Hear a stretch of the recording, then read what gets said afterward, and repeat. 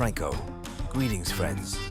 Welcome to another enlightening episode of Just Mind Melting Facts.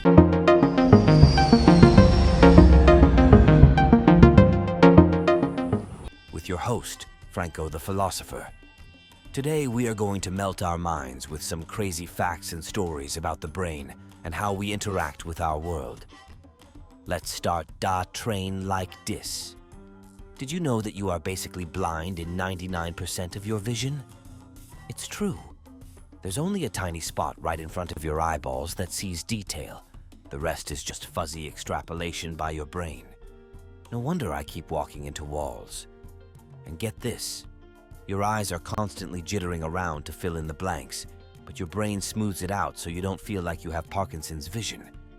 It's like your eyes are playing Etch-a-Sketch, but your brain turns it into a 4K old display. Talk about smoke and mirrors. No wonder magicians can fool me so easily. Hey, check this shit. We think we see continuous motion, but our eyes actually take snapshots like a flipbook animation. Yep, life is just a PowerPoint deck on rapid fire mode. So next time you're sitting in a boring meeting, remember, it's all just a series of static images stitched together by your brain's editing skills. Oh, and get this. When stuff is ambiguous or uncertain, your brain just fills in the gaps by guessing. It's like your gray matter is playing Mad Libs with reality.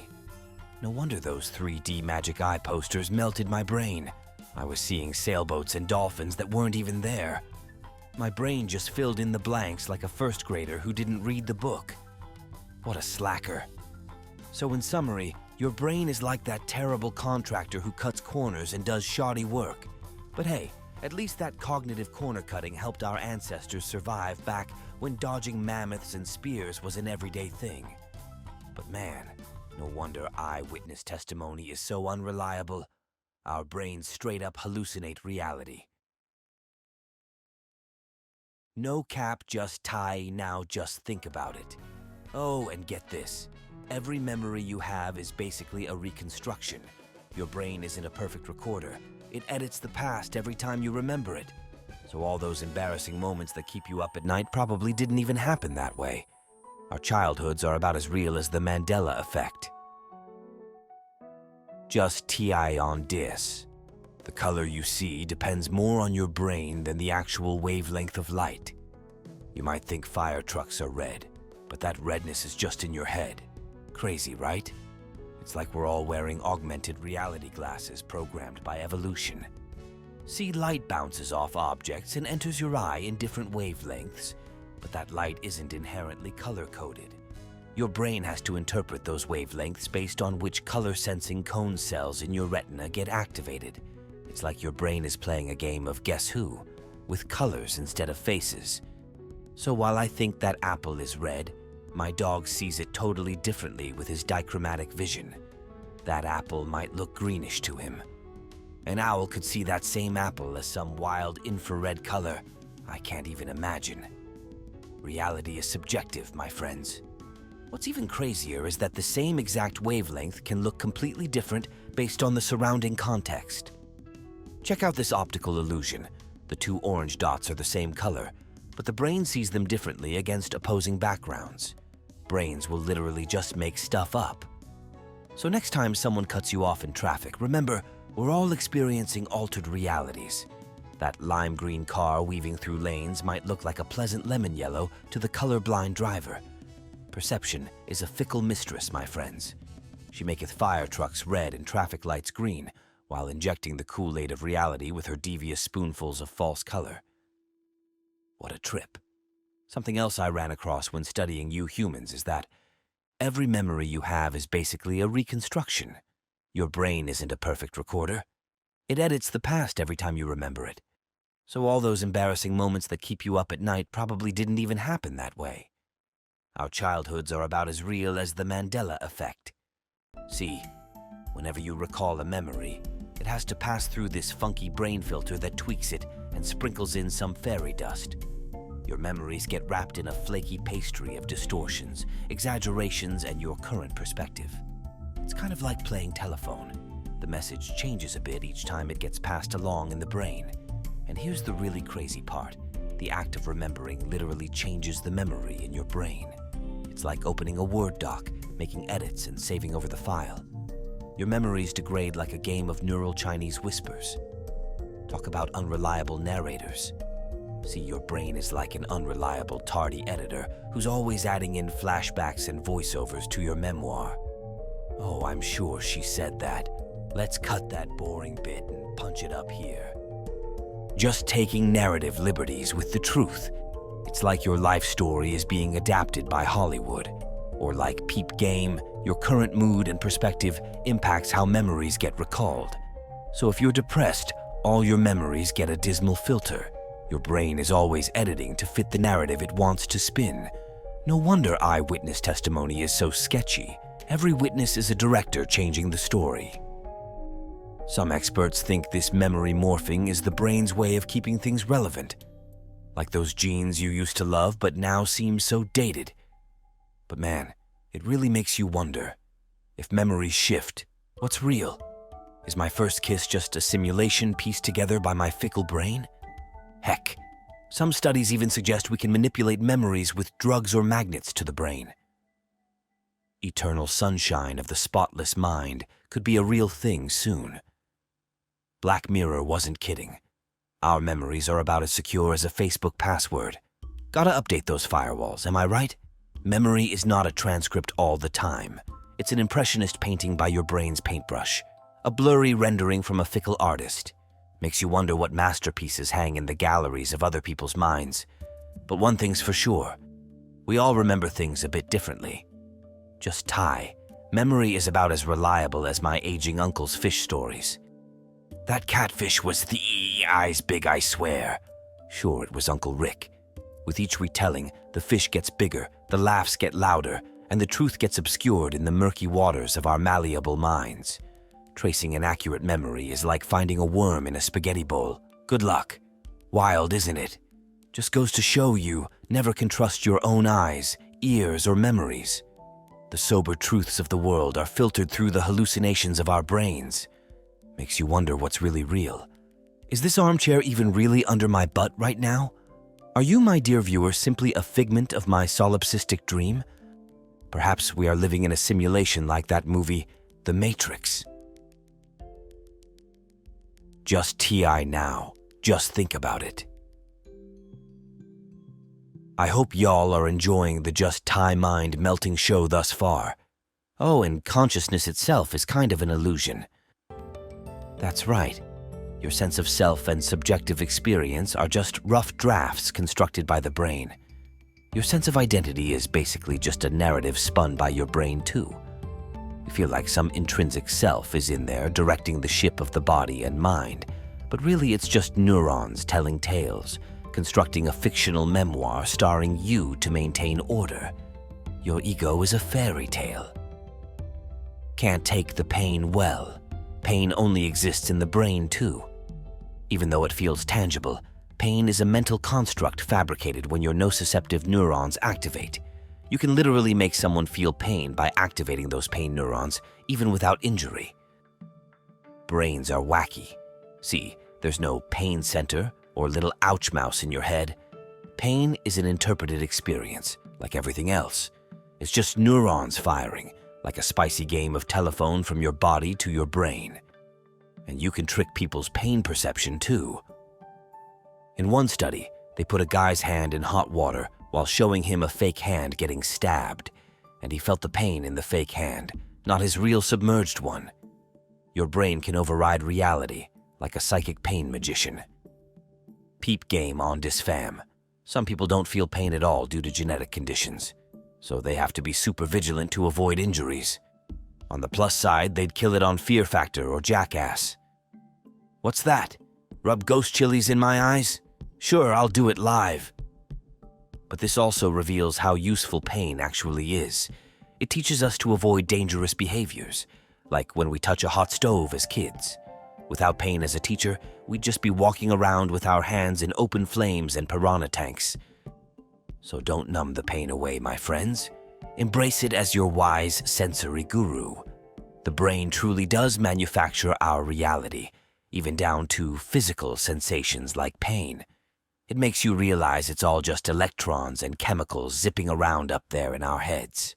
We're like ghosts driving meat-coated skeleton robots, perceiving an inner phantasmagoria. Wild stuff.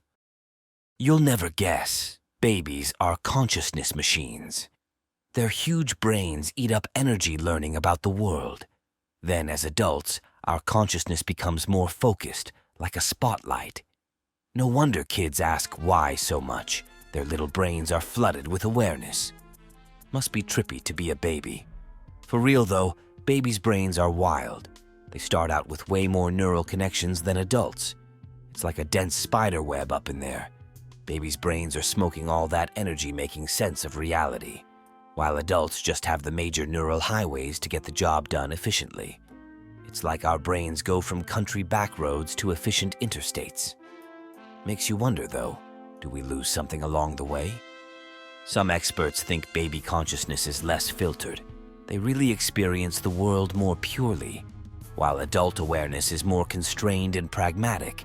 We dismiss things as kid stuff that maybe hold some deep truths. I bet babies even trip out about reality like a philosopher on shrooms. Whoa, what are these things at the end of my arms? And what's with this giant lady who keeps squeezing my cheeks?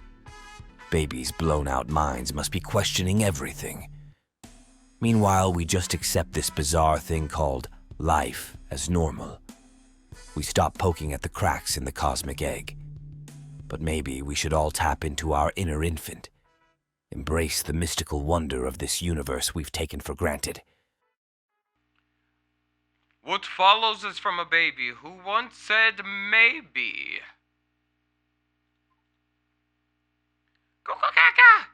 Well, hello there, fellow humans. 'Tis I, Baby Franko, reporting live from the crib to give you the hot scoop on this thing called reality. Now, I'm just an infant, but me thinks something funky is going on here. Like, what is all this stuff surrounding me? Why do I have all these clumsy appendages on my torso? And why do all the why do they wiggle when I attempt to operate them?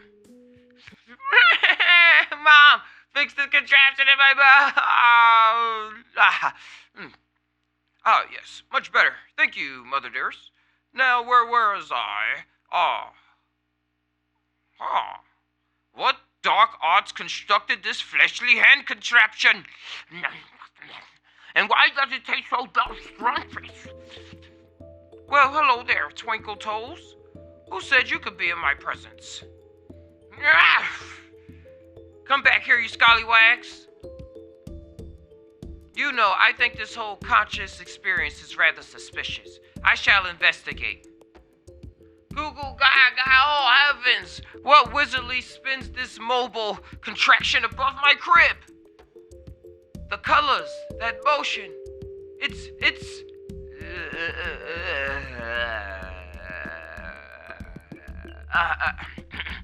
Yes, where was we? I see.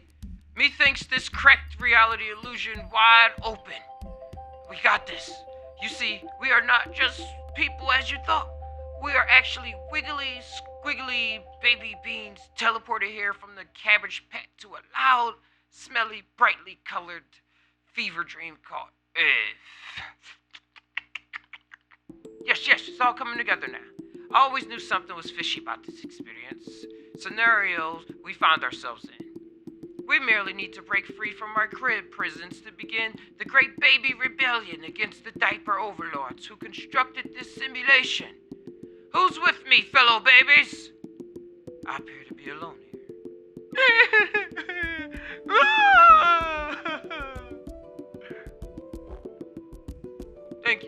Thank you. I know my infant mind is clearly overflowing with bountiful genius. Franko, out. Time for a nap. Now, back at the show at large. That was fun. Okay, that was fun. Now back to the show at large. You know, even expecting something can change how your brain perceives it. Just anticipating an event can literally shift when and how it's processed. Wild, right? It's like your brain has a crystal ball that's always predicting the future. No wonder I flinch before I get flicked in the head. See, your brain hates surprises, so it's constantly guessing what'll happen next based on context clues.